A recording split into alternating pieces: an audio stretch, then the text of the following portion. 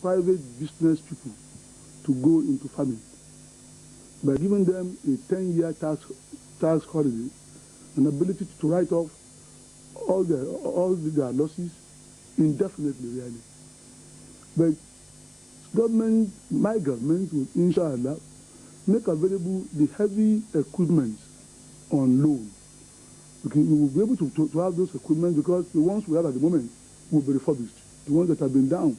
Nigeria has become a mortuary for disused equipment, where maybe a few things were bad. Combined harvesters, tractors, the D9, the D8, and so on.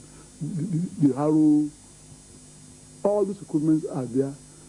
With the small fault in them, and we're not getting foreign exchange to buy the parts. They just lie there. Thank you very much. That's all I can say. From you, Alhaji Bashir. Well, first of all, we have to realize the importance of agriculture in our economy. It is so important even to the economy itself, to what we are trying to do with our economy, that is in terms of invigorating the economy. I think agriculture has to play a key role in that particular aspect, because we have to diversify our economy. And agriculture must be one of those aspects of our life that we have to give tremendous emphasis to, because it has a lot to do with our own security. So food security is very important. And I think in my experiences, because I have participated enormously in activities that have to do with invigorating agriculture, for example, between 1980 and 1983, I was a member of the National Committee on Green Revolution. I was also the chairman of Green Revolution in Kano State. But before then, there was all these endeavors, to make sure agriculture becomes the mainstay of the economy, so that we can diversify from oil and other, things like that. But there are problems. Plans, we don't lack in plans, but problems, again, implementation. Problems of focusing our attention to the real needs of our farmers, in accordance with what they are capable of doing. I noticed that, for example, there are no farming implements available. When I went around during my campaigns, I went to a lot of rural areas, because I went by road, and I covered about 17,000 kilometers, and I stopped in many villages and asked those villagers, what's wrong? And I found that a lot of them harvested so much, but they couldn't do anything with it, because they could not bring it out, because there were no roads. That is one of the areas that definitely failed, because it didn't provide the roads for these farmers to bring out what they had been able to produce. Second, most farmers are producing only a fraction of what they could produce if they have the right sort of implements. And these implements are not too difficult implements, not complicated, big, heavy tractors and farm implements. We don't need those. But we need small implements that simple farmers, can buy and can use. And they can buy them under a lot of financial incentives, loans and things like that. But we can fabricate these implements. I was in Abba, for example, and I asked, it's a very good place there for trading and for manufacturing. And also asked if there is a metal fabricating plant in this area, because they are in those kind of businesses of parts and things like that. And I found that there is one large one which was privately owned. There's also another one which was partly owned by government. And I think we can pick 3 of these, fabricating plants across the country, one in the east, one in the south here, one in the west and one in the north, and inject some life and some capital, private capital, into them, so that they can fabricate a lot of these farm implements, which we can distribute easily and sell at good prices to farmers. That is absolutely necessary, so that they can use them to be more productive, and then provide the roads for them to bring the food out, then provide storage system for them, so that they can store what they have produced, so that wastages are eliminated. And then we have to go on and encourage cottage industries, agro-allied industries, not just for local production and local consumption, but also for export. Thanks very much. That's all I have time for. Well, questions from SDP. Agriculture forms the bedrock of Nigerian economy. In spite of the millions of dollars that you have or you earn as a result of your oil businesses and other activity, I want to know how much of it have you invested in the production of agriculture in our country, How much agricultural investments do you have? Well, first of all, you started a question on wrong footing, assuming that I have got millions of dollars of through oil businesses. That certainly, I'm sure you know, is not true, because nobody can prove that. But assuming even I have money, you know, there are so many ways, you know, one can assist his country, one can help in producing wealth in the country, and I've been a very active participant in the production of this wealth. And my family have large farms all over the place. We have farms in Tofa, we have farms in Kano, we have farms in Borno, we have farms everywhere. Even my brothers, they are big farmers. One of them really has invested so much money in farming that I was telling him, you know, he has to do it well.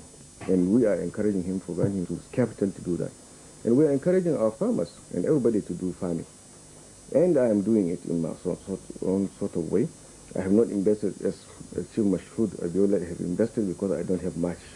I don't have as much, you know, money to invest in. But I have invested enormously in other areas that are very useful. Thanks very much. NRC? Bashorun. Yeah. I think I was very happy to hear you say your policy on agriculture, because it sounds very much like the NRC policy. You intend to encourage businessmen to go into farming. I wonder whether you are aware that this conflicts with the policy of the SDP, which says, and I read, peasants, farmers, and cooperatives are the key elements in our agricultural transformation program. My question is, how do you reconcile your just stated views with the policies of the party that you have adopted, sir? I don't think you got me right. It's a good question if it were relevant, but it wasn't.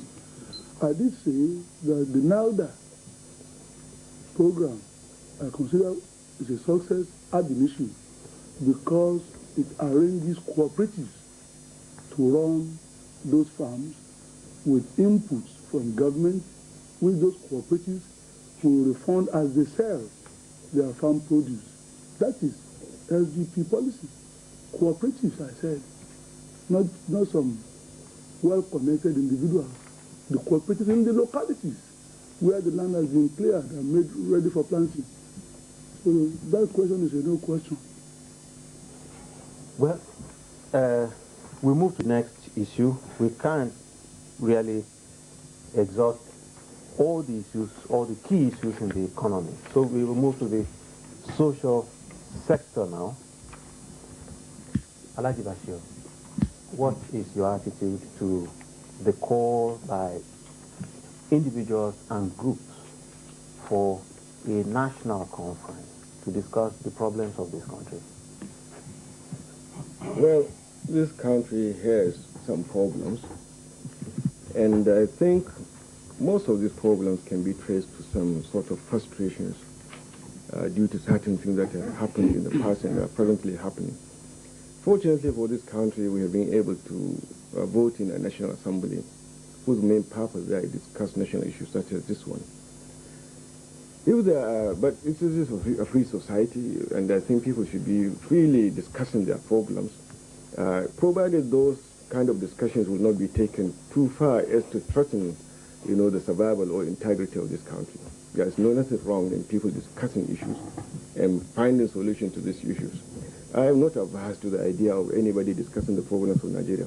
I think it is time, in fact, that we discuss our problems and we work together to solve these problems. I, for one, I have propagated this idea, not of national conference, but of finding out the real problems that people suffer from. And even in my trip as a candidate, you know, all these miles I said I covered by road really is a fact-finding tour. I talked to them about their own problems. I found that there are certain frustrations. People feel alienated, you know, or marginalized in several sorts of ways. And people feel lack of belonging in this country. They think that things are happening and it doesn't happen with them. They feel that they are neglected. They feel that nothing is happening. They have no federal presence. Even federal character is being abused. Merit is not considered. I found a lot of things which, you know, have educated me the more during this campaign. which we have to discuss and which we have to do something about. And in fact, one of my main themes, in this campaign is national integrity, national unity, making every Nigerian feel equal sense of belonging. Because there's nothing new with national conference. People have already been discussing problems, especially during this campaign, and especially during my own campaign. We have been looking at these issues, and by the grace of God, the moment we come into being as a government on the 27th of August, we know exactly what to do. That is just a matter of removing frustrations. There is nothing more to it. Thanks very much. Thank you. Bashorun. Well, the call for national conference is not new.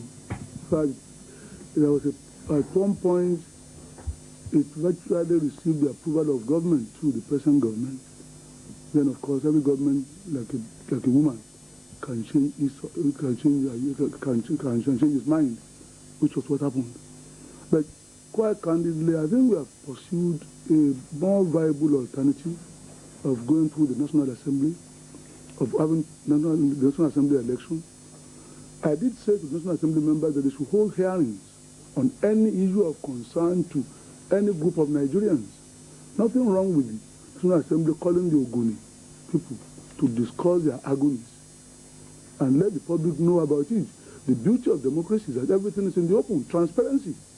And I would say anything wrong. I would say nothing wrong in any group of people calling themselves together and discussing major national issues. But the legitimacy of the thing, how do you pick representatives? I mean, who of the Babas will be nominated to represent all the Babas? Which market woman will represent them? These are categorization of representation, as you have in the Republic of Benin and in Togo, Cameroon, not long ago. But this is where there is no legitimacy. We have a legitimate National Assembly now.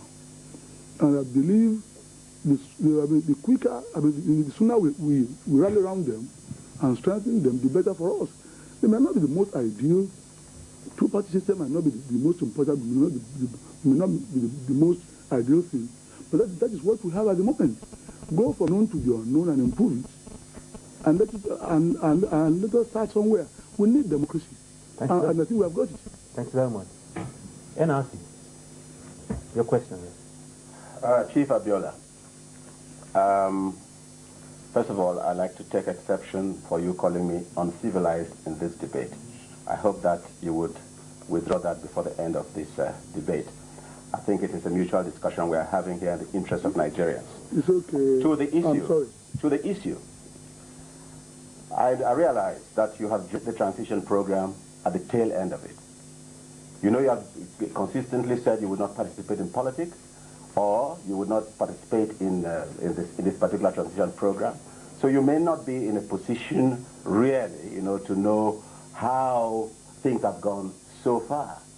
Would you say that what we have done for the past 3 years, from the time of the political bureau up till now, is anything to stand the test of time against that little group that is called for a national conference? I believe it can stand the test of time. See, the number of people who are taking part in the vote. When you talk about we, you mean you people who held leadership position in the party. Well, these are leadership positions which are financed from public purse, from taxes that all the Nigerians pay. So, and you are very well paid for the job that you did. Nobody was paid? I rule you out of order. Anyway, this is what I was saying. Anyway, when I let you talk, try the name of it. Thank you. The issue of where it comes to the transition program and so on, is really relevant to it when I wanted to come into as a citizen of Nigeria under the authority, under the rights that I have under the law. And that is that. And that what you have done or what you have not done, nobody has to one hand. You are not the only one alone who ran NRC.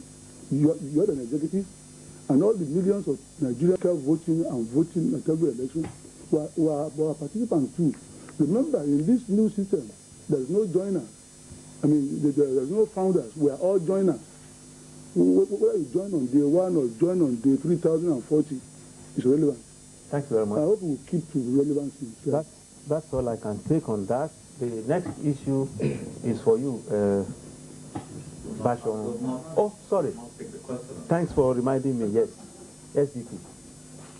Yes. In fact,